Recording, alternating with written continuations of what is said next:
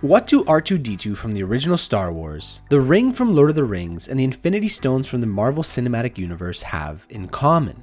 Well, they're all what are known as MacGuffins. But what is a MacGuffin other than a very fun to say word? In this video, we're going to talk about what MacGuffins are and why they're one of the most important parts of a movie or story you probably never heard of. We'll also talk about two very famous and influential directors that may not see eye to eye as to what a MacGuffin is. But before we dive in, I just want to say thank you. We reached a huge channel milestone of 100 subscribers, and honestly, it means so much that people are watching, liking, and commenting on my videos. I have huge plans for this channel going forward, so if you don't want to miss out, make sure to subscribe. But again, thank you everyone, it means a lot. Okay, cue the intro.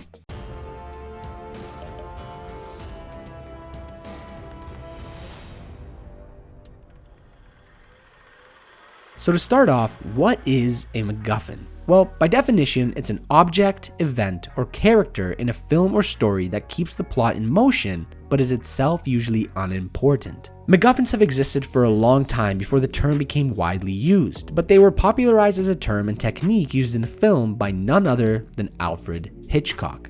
The use of the word MacGuffin comes from an old story in which some passengers on a train begin to question another passenger that is carrying a large, strange-looking package. The holder of the package tells everyone that it contains a MacGuffin, which he goes on to explain is used to catch tigers in the Scottish Highlands. Upon this explanation, the group began to protest that there are no tigers in the Highlands, to which the passenger replies, well then, this must not be a MacGuffin. Hitchcock appreciated the way this package full of mystery held the audience's attention and built suspense. He realized that even though the initial attention grabber, in this case the package, may not be relevant in the grand scheme of the story, a possible solution to the mystery will spark the interest and hold the attention of the viewers. Hitchcock went on to popularize the term and technique in his 1935 film, The 39 Steps, where the MacGuffin was the plans for an airplane engine. Since then, MacGuffins have become a common term and technique used in film. They are one of the most important plot-moving devices that can captivate an audience. But not everyone sees eye to eye as to what exactly a MacGuffin is. Hitchcock claims that even though it helps move the plot forward, it is in itself unimportant and something the audience shouldn't really care about.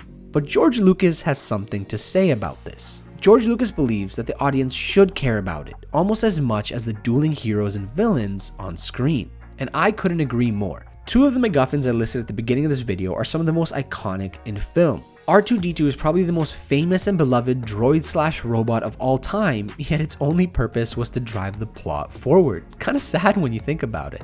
The ring from Lord of the Rings can be looked at as just a MacGuffin, but it has so much history and lore and awe around it that it's almost a character in and of itself. But now that we know what they are, let's talk about some of the most famous ones in film history. The thing about MacGuffins is that once you know what they are, you start to see them everywhere, and I can almost guarantee that some of your favorite movies have their plots driven by one of them. So let's start with one of my favorite movies, Pulp Fiction. This movie is a classic. It propelled Quentin Tarantino into the big leagues, and it's been studied countless times. So what is the MacGuffin in Pulp Fiction? Well, it's the almighty, super mysterious briefcase. This is probably one of the most traditional, by-the-book uses of a MacGuffin. As with the story of the passenger on the train with their mysterious package, the briefcase is exactly that. A mysterious package that keeps the audience wanting more, but in the end, doesn't serve much purpose other than driving the plot forward and keeping the audience attentive. This briefcase has become a part of pop culture. It's been parodied in various movies, TV shows, and YouTube videos, and there are countless theories as to what is inside it. Talk about MacGuffins that can captivate an audience. And when it comes to the two different schools of thought around how important and cared about a MacGuffin should be, this briefcase blurs that line. Sure, it's not really something people were meant to care about, but it became one of the most iconic props in film history. Another famous MacGuffin, or series of MacGuffins, are the Horcruxes from Harry Potter. These drive the plot forward for a few of the movies in the franchise, and that's all they really do. Yes, they have history and story behind them, but the average viewer shouldn't really care about the Horcruxes themselves, but instead what they symbolize and how destroying them will allow the main protagonist to kill he who shall not be named. But the reason the two schools of thoughts kind of overlap is that at the end, the Horcruxes become something that the viewer begins to care about. Unlike the plans for a plane engine, the Horcruxes, the briefcase, the Infinity Stones, and R2-D2 are all things that we see as important and actually might care about now as much as the heroes dueling on screen. Up until this point, the MacGuffins we've talked about have all been objects, but the definition clearly states that they can also be events and characters. Rosebud from Citizen Kane was the last word of Charles Foster Kane, which sent reporters scrambling to figure out the meaning behind it. This plot device led to an Oscar-winning screenplay and helped push the story forward. Doug from The Hangover is the MacGuffin because if it wasn't for him getting lost on the roof, there would be no reason for the main characters to go on a hilarious journey filled with gangsters, a baby, a tiger, and Mike Tyson. Private Ryan from Saving Private Ryan drives the plot forward as the main group experiences the horrors of war as they embark on a heroic mission. Now, I could spend hours upon hours listing and talking about various MacGuffins that have been used in film, but I think you now have the general idea of what they are to spot them whenever they show up. Plus, I think that would make for a very long and very boring video. So I'll leave you with this. The word MacGuffin is a really cool term that even as a self-proclaimed film buff, I didn't really know about until recently.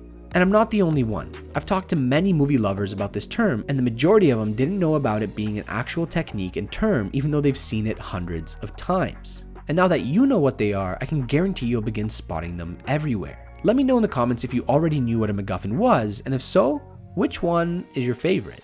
Thanks for watching.